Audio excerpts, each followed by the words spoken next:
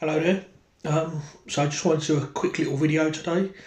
So as most of you will know, especially in the strongman community, Geoff Capes has recently passed away just 4 days ago. He was 75 years old, and for those of you who don't know, he won World's Strongest Man twice, 1983 and 1985, and he won Britain's Strongest Man three times. 1979, 81, which was the year I was born, and 1983, I believe. And I think he was like from Peterborough. He lived in Lincolnshire, Holbeach, and I've only ever met him once in person, and that was March 2018, so just over 6.5 years ago.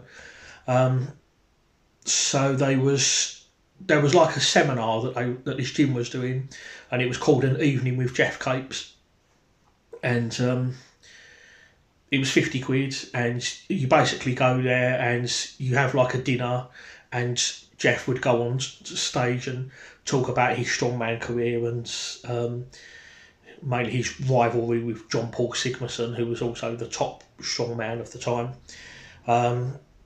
And I think, if I remember rightly, it was scheduled to start about 6 p.m, something like that. I can't remember. And it was quite a long drive from where I live, and I'd never been to.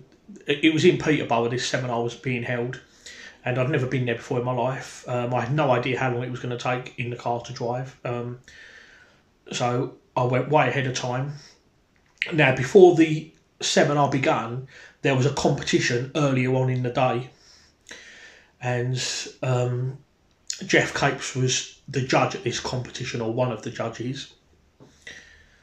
And I got there so early that, well, not too early, but I got there about five-ish, and the competition was just finishing, and they was just announcing who won the competition and who got what placings. And the competition was pretty much over by the time I got there. And the evening with Geoff Capes, I think that still had about an hour before it was due to start. But I don't like to be late. I'd rather be early than late. And I got there, and the competition was all over, and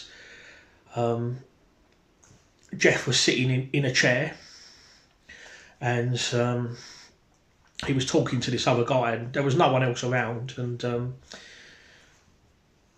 I was standing probably about 10, 15 feet away from him, and I remember being quite starstruck, actually. I'm like, oh my God, that's him. That's Geoff Capes. Oh my God. So, well, and I didn't know what to do. I thought, should I go up and talk to him and introduce myself, or should I just? I didn't know what to do, and I could see he was talking to someone, and I didn't want to interrupt, so I just stood where I was. I didn't get any closer, but I didn't walk away either. I just stood there, and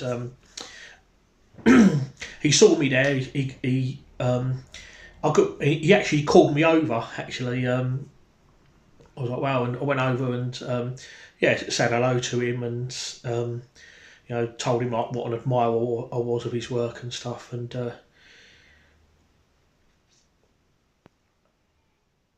I just he was so laid back. He was a real gentleman. It was just like he didn't think he was better than anyone else. He wasn't up his own arse. He was lovely.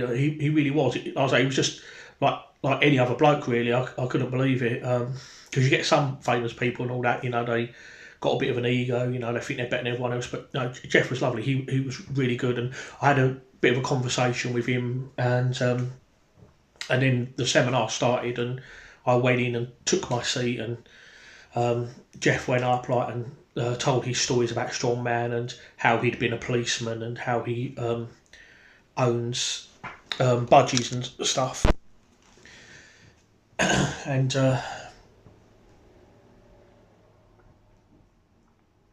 and then he talked about like how one of the things he loved about strongman was the opportunity for travel and being able to go to all these different countries and stuff. And he talked about Bill Kazmaier and John Paul Sigmason, who, like I say, were his main rivals at the time. And he said that he'd had a lot of like surgeries and problems. He had back problems, knee problems. He had a whole host of health issues, and he even said he was thinking of getting like a mobility scooter. Throughout the competition earlier that day, he actually, when he was judging the competition, he was actually sat in a chair for the most part, just because he said that he couldn't stand for long periods of time. It would cause him quite pain and distress, and like I say, he had back issues and knees and all sorts of health problems. I remember him saying that, and yeah, and people asking him questions. I asked him a few questions myself, and then afterwards he come down and he sat at the table, and I was at one table and he was at the other table in front of me, and um, I did manage to get a photo with him.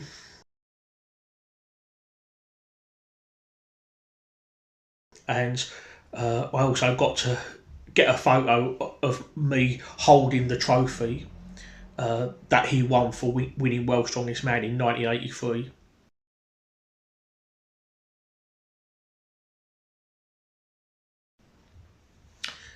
Which was held in New Zealand, I believe.